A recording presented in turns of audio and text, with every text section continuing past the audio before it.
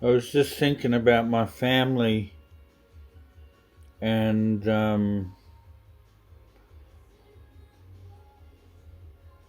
I put myself with the four most difficult customers on the planet,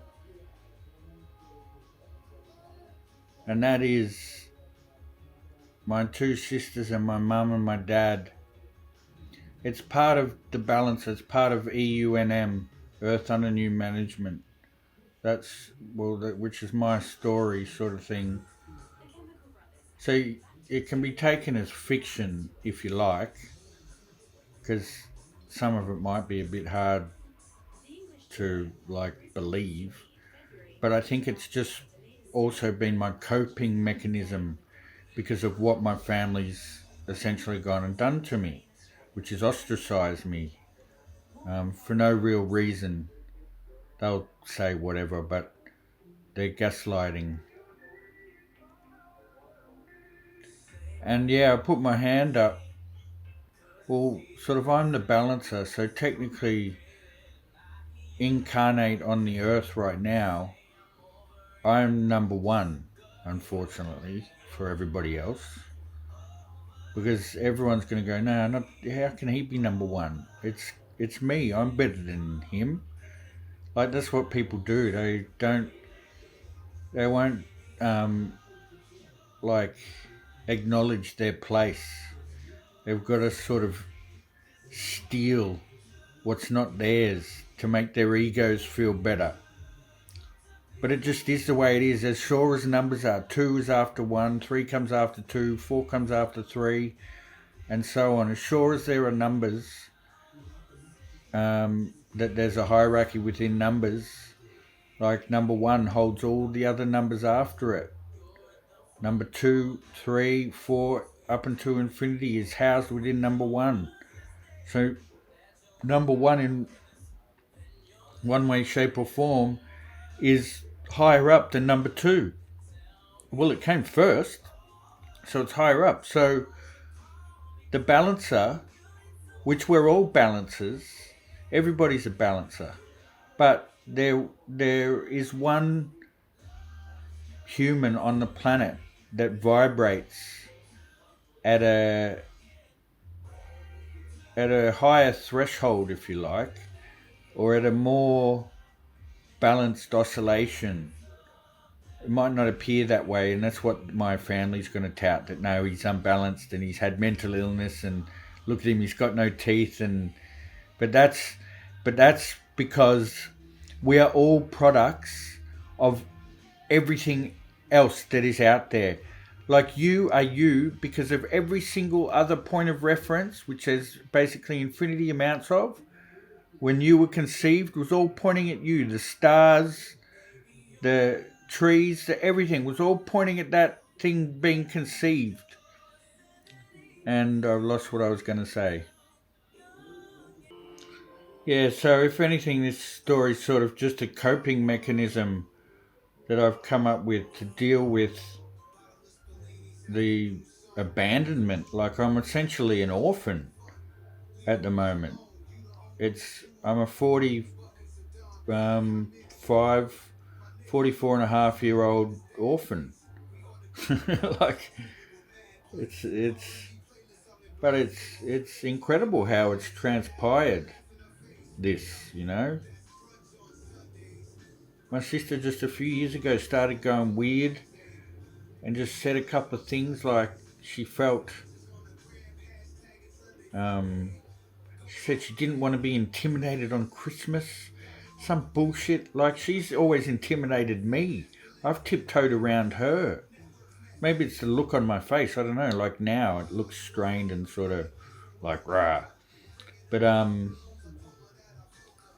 like I'm a paper tiger. My wife calls me. Um,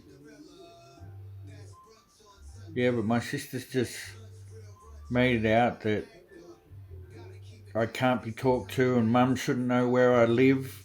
Where I shouldn't know where Mum lives. Sorry. Um,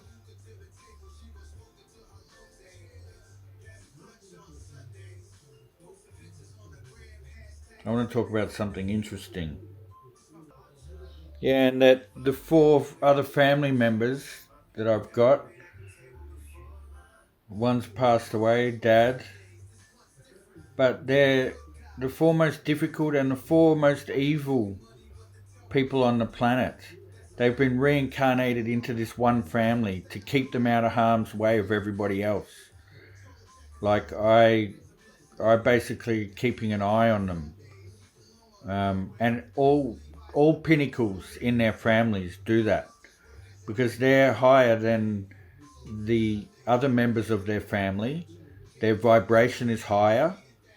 They're normally cleverer. They're more open. They understand things in a different way. Um, yeah, yeah, and so like Dad was being chaperoned by Hitler when he was a kid. Dad was born in 36. So during the war, so either Hitler was after my dad, or this is part of the story, or Dad was running away from Hitler because it was after him, or Dad was being protected by the SS and that evilness. Because essentially, I'm playing that because I'm playing that my dad's like the Black Prince, black hair, blue eyes, where I was a little blondie with blue eyes. Um, yeah, he's a Black Prince. He's evil. Like he'd lie about stuff. He didn't clean himself properly. He was sort of lazy. He was lazy as fuck, but he got a lot done at the same time. He was an intellect and a thinker, and he had a heart of gold too. It's like he's both. It's like he's good and evil. But he essentially would. He could be a trickster, which I don't like about him. So I'm swaying towards his more evil, but then he gets away with it. Somehow my dad gets away with how he treated me and whatnot. Like, I had Dad when I'm 18. I hadn't spoken to him for a number of years because he wouldn't talk to us. He just went cold. He didn't do anything.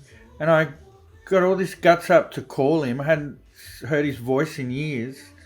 I call him up. Like, I'd laboured over calling him up. Like, it was hardcore for me. And then on the other end of the phone, in his crazy German accent, he's like, "Who are you?" And I'm saying, "Dad, it's me. It's Warwick. It's his son." "I have no son. Who are you?" And fucking I just cried, you know.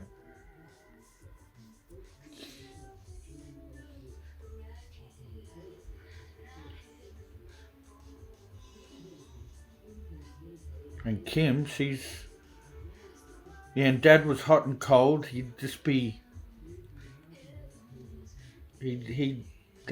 just my family, it's just like you're trying to dress anything, and then now that's just like, you can't talk to me. And my sister's even to the point where she's gagged me.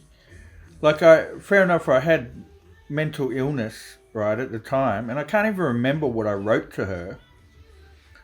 And I need to vent this because I've got nowhere to vent it to. And if the IVO's not finished and she comes across this, well, they'll come and serve me another IVO. I won't accept it. They can put me in jail. Because these IVOs are an insidious